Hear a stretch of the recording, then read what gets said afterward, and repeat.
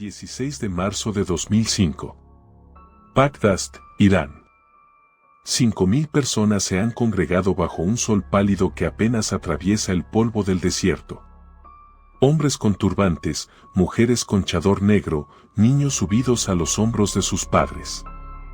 Todos miran hacia el mismo punto, una grúa amarilla, oxidada, levantada como un brazo metálico contra el cielo.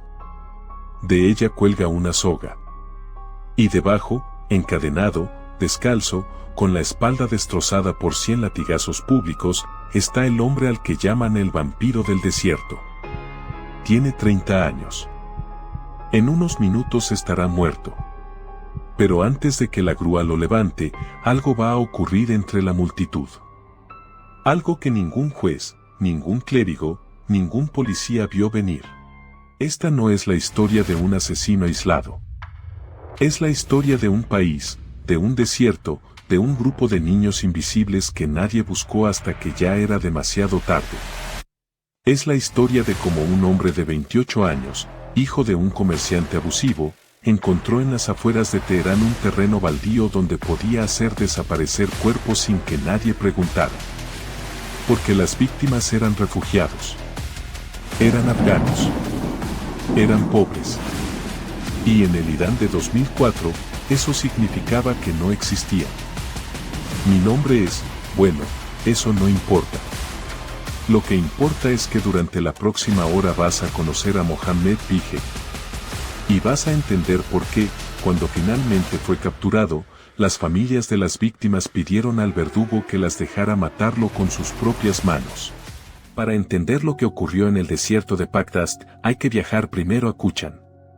Una pequeña ciudad en la provincia de Razab y Khorasan, al noreste de Irán, cerca de la frontera con Turkmenistán.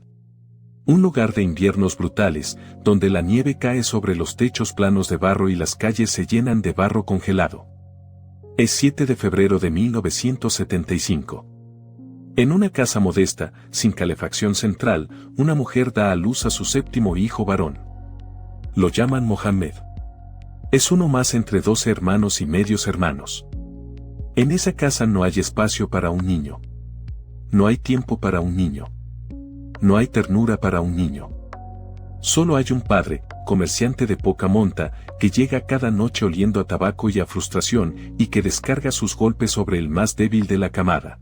Mohammed tiene 4 años cuando su madre muere de cáncer. 4.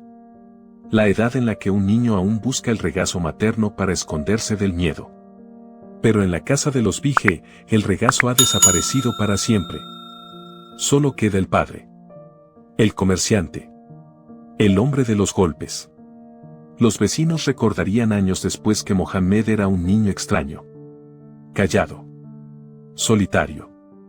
Que se sentaba durante horas en el patio mirando hormigas, observando cómo las arrastraba hasta agujeros en la tierra. Asistió a la escuela 7 años. Nunca obtuvo un certificado. Aprendió a leer apenas. Y a los 14, dejó los libros para siempre y empezó a trabajar en lo que pudo, cargando ladrillos, limpiando establos, durmiendo donde lo dejaran.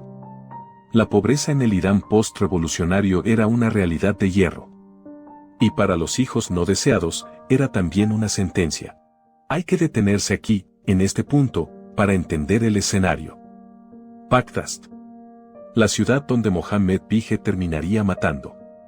No es un lugar cualquiera. Es un suburbio industrial al sureste de Teherán, una franja gris de hornos de ladrillos que se extiende por kilómetros.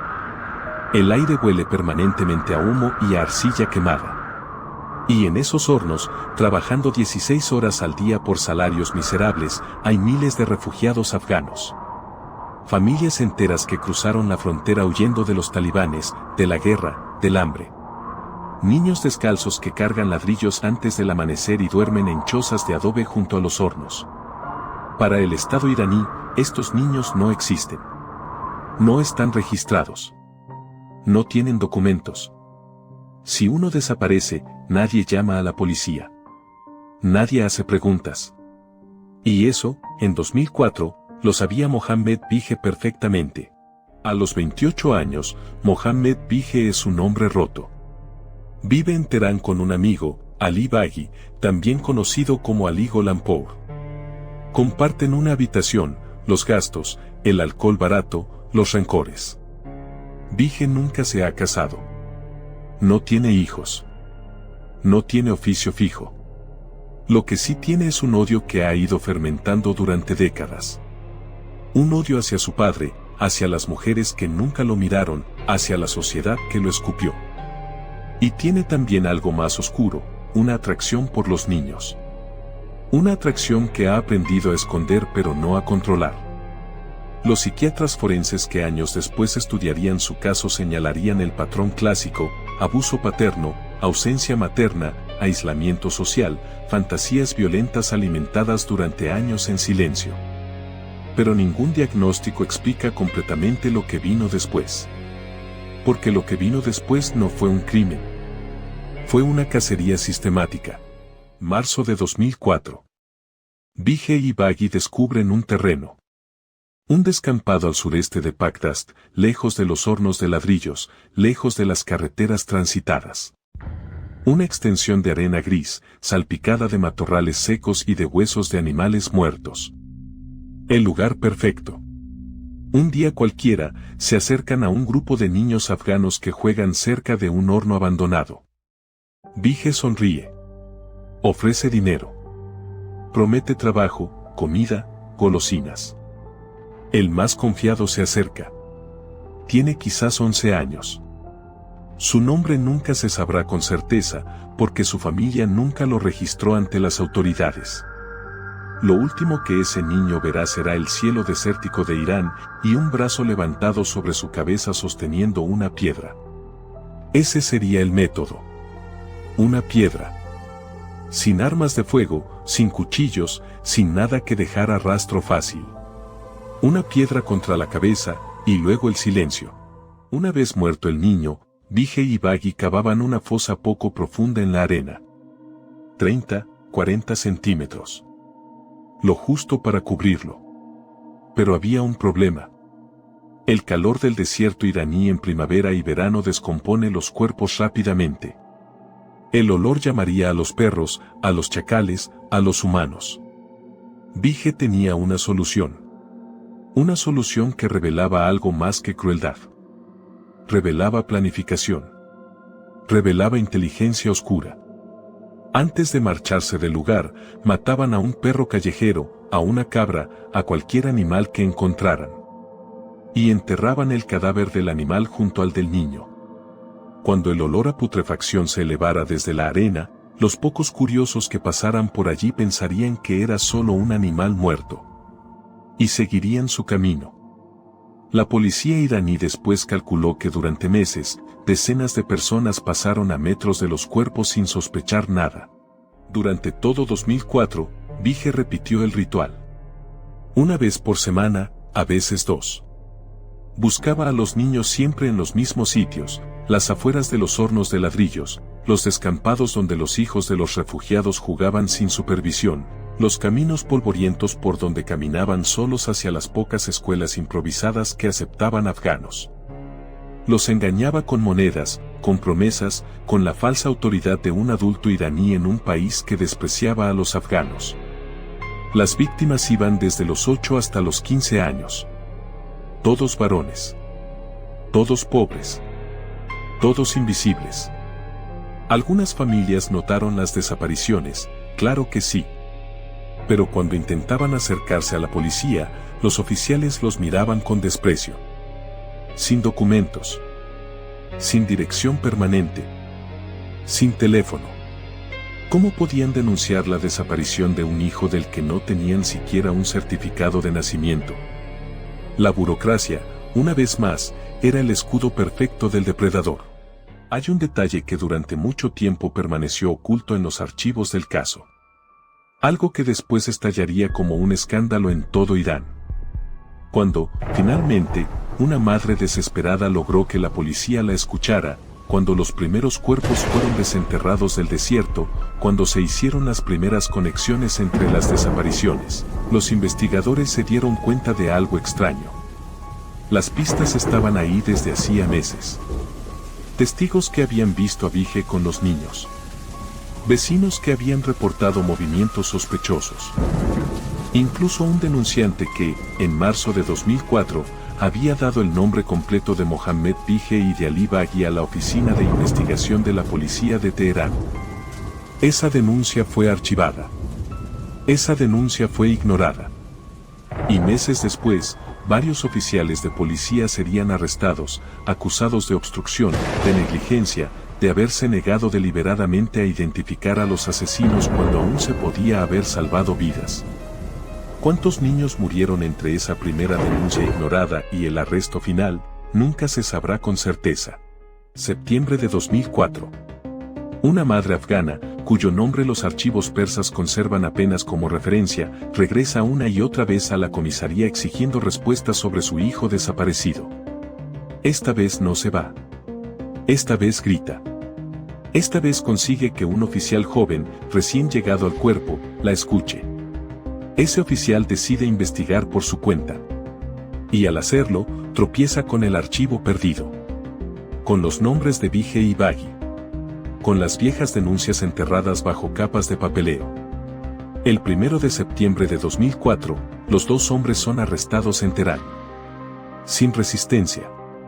Bige confiesa con una calma que helaba la sangre de los interrogadores. Habla de los lugares. De los métodos. Del número exacto de víctimas. 16 cuerpos, dice. 16 tumbas. Y describe cómo encontrarlas. Las patrullas iraníes salen al desierto de Bagdad con palas y mapas dibujados a mano por el propio asesino. Lo que encuentran horrorizará a un país que pensaba que ya lo había visto todo. En total, los investigadores desentierran 16 cuerpos. Pero las autoridades iraníes sospechan que pueden ser hasta 20. 20 niños. La diferencia entre las cifras revela la magnitud del problema. Algunas víctimas estaban tan descompuestas, tan mezcladas con restos de animales y con la arena, que identificarlas individualmente era imposible. Algunas familias afganas que llegaron a las morgues iraníes no pudieron reconocer a sus hijos.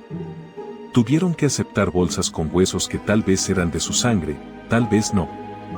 La prensa iraní bautizó a Bige con dos apodos. El primero, vampiro del desierto de Teherán, por la forma en que parecía haber drenado la vida de tantas víctimas en silencio, sin que nadie lo notara. El segundo apodo era más cruel y más exacto. Lo llamaron las hienas. En plural. Porque Bige y Baghi, juntos, habían hecho con los niños lo que las hienas hacen con los cadáveres, devorarlos sin dejar testigos. Era octubre de 2004. El juicio sería rápido. La sentencia, predecible. El 14 de octubre de 2004, apenas 6 semanas después del arresto, el Tribunal Revolucionario Islámico de Teherán dicta sentencia. Mohammed Bige es condenado por 16 cargos de asesinato y 16 cargos de violación. Su cómplice, Ali Baghi, recibe una condena menor, 15 años de prisión, tras argumentar exitosamente que su rol había sido secundario. La sentencia para Bige es la pena máxima bajo la ley iraní. Pero no es solo la muerte. Es algo más antiguo. Algo que viene del Corán y de las tradiciones del derecho islámico chiita. La sentencia incluye, antes de la ejecución, 100 latigazos públicos. Y un detalle que sorprende incluso a los observadores internacionales, el tribunal concede a las familias de las víctimas el derecho de quizás. La ley del talión. El derecho a participar en el castigo. Una de las hermanas de una de las víctimas pide explícitamente al juez que se le permita ejecutar personalmente al asesino. El juez, casi sin parpadear, considera la solicitud. La fecha de la ejecución se fija para marzo de 2005. 16 de marzo de 2005. Bagdad. La ciudad donde todo había ocurrido. El gobierno iraní decidió que la ejecución se hiciera ahí, frente al pueblo, frente a las familias, frente al desierto que aún guardaba el polvo de las tumbas. 5.000 personas se reunieron desde antes del amanecer.